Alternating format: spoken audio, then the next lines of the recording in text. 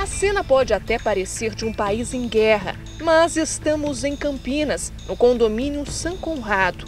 O bairro foi um dos pontos mais atingidos em 2016 pelo fenômeno climático que ficou conhecido como microexplosão. Uma noite que ficou marcada na memória de muitas famílias. Algumas delas ainda não conseguiram se reerguer e mesmo um ano depois, ainda é possível ver parte dos estragos.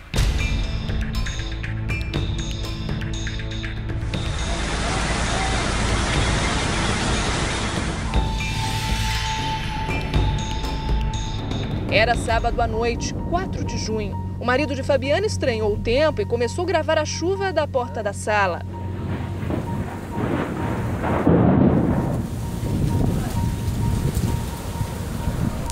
Pouco depois, a dona de casa, que tem 2 filhos, se viu abraçada com a família no corredor. Em minutos, uma nuvem enorme em forma de bolha causou perdas que vão demorar para serem reparadas. Foi assustador. E, ao mesmo tempo, a gente não tinha dimensão do que estava acontecendo. 190 árvores foram arrancadas inteiras pela raiz. Por toda a cidade, 1.800 casas foram afetadas. A microexplosão percorreu um corredor na região de Sousas, Vila Nogueira e Taquaral. Entre 11h30 e meia-noite, os ventos atingiram de 100 a 120 km por hora.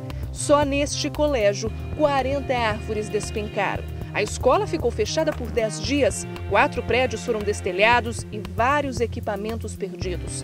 Danos que custaram cerca de 2 milhões de reais. E até hoje ainda estamos, pagando. Hoje, medidas preventivas foram adotadas. A direção criou um plano de evacuação que é ensaiado regularmente com os alunos e funcionários e mantém uma forma, considerada pelo engenheiro da escola como a mais segura, para podar as árvores. E a orientação para que o vento não trouxesse tantos estragos, que elas estivessem em altura abaixo do prédio. E assim foi feito. O horário da microexplosão de 2016 pode ter favorecido para que as perdas tenham sido apenas materiais.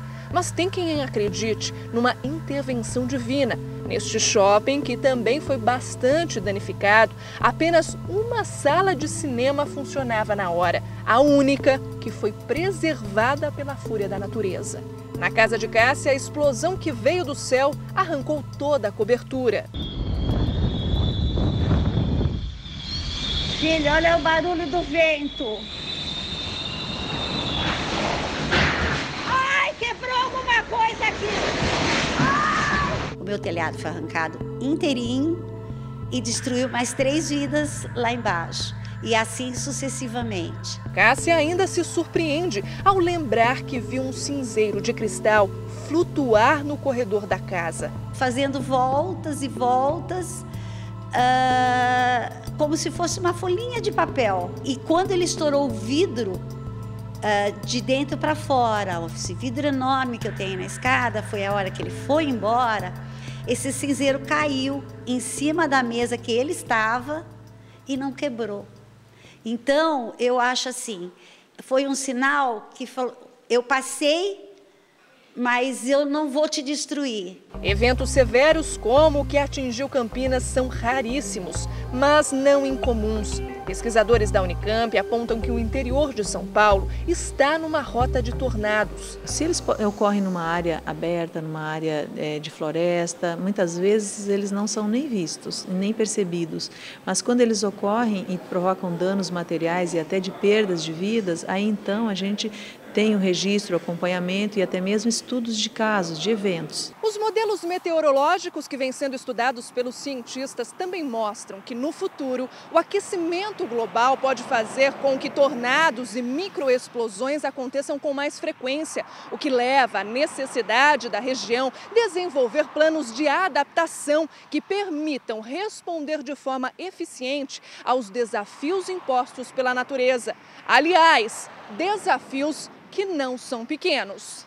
Uma das questões muito importante e grave é a questão sempre da comunicação, da informação antecipada. Esse ainda é uma grande lacuna na área de meteorologia, é uma grande dificuldade que se tem. Ou seja, você ter uma informação exata, quando, como em que momento isso vai acontecer. Os cientistas precisam descobrir o que acontece na atmosfera para desencadear esse tipo de fenômeno. Eventos como esses têm apenas em torno aí de 20 minutos da sua formação até a sua atuação. E eles têm um deslocamento e uma intensidade muito rápida e são muito intensos. Então, é de baixa previsibilidade. A esperança está num radar instalado no CEPAGRE em outubro do ano passado e que pode ajudar a desvendar esses mistérios. O equipamento de dupla polarização faz parte do projeto SOS Chuva, uma parceria do Instituto Nacional de Pesquisas Espaciais, o INPE, e da Universidade de São Paulo. Nós temos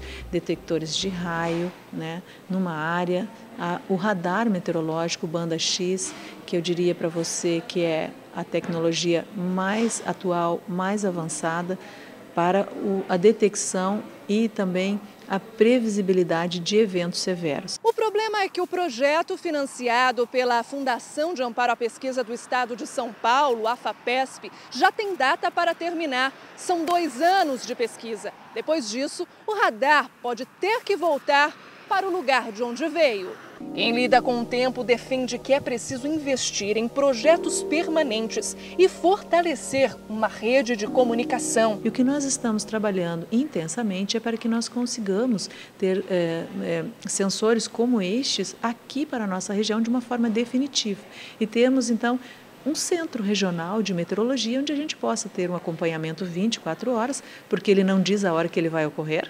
Né? Então, nós precisamos estar atentos, né, com pessoas capacitadas de forma que a gente consiga identificar a formação e enviar avisos para que possam ser tomadas medidas de precaução. No que diz respeito ao sistema de defesa civil, algumas mudanças foram implantadas. Segundo o coordenador regional, agora 16 profissionais se revezam no trabalho de monitoramento 24 horas por dia e todos os alertas são publicados na internet imediatamente. Qualquer informação hoje enviada à Defesa Civil por qualquer órgão de meteorologia, qualquer órgão que emita um alerta, ele é publicado instantaneamente no site.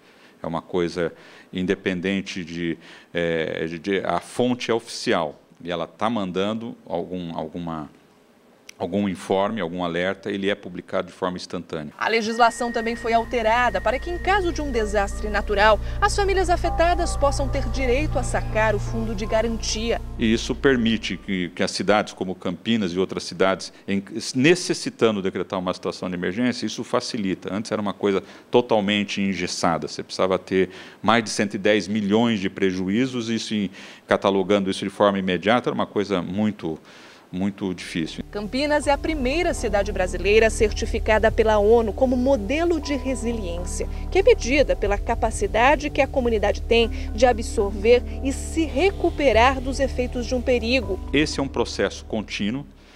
Isso não quer dizer que nós estamos totalmente confortáveis, porque na realidade, quando você trata de risco, 1% ele já é um grande problema.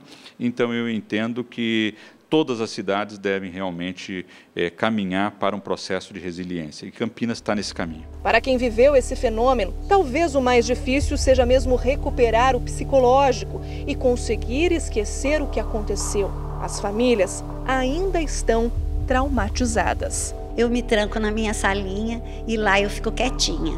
Não quero nem conversar, nem olhar nada. Eu tento me distrair da melhor maneira possível. Mas é muito difícil, é muito difícil. 1 ano ainda é muito pouco para curar o que nós passamos, né?